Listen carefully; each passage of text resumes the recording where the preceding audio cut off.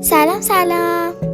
بعد از خریدشون اومدم خونه رنگشون کردم.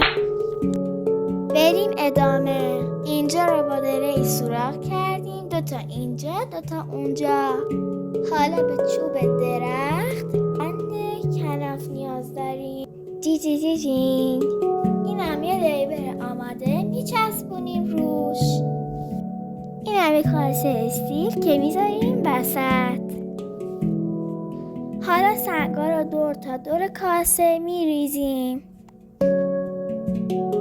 سعی کنین کاسه استیل رو وسط سنگا بذارین. خب الان وقتشه که سنگای گردمون رو بریزیم تو کاسه.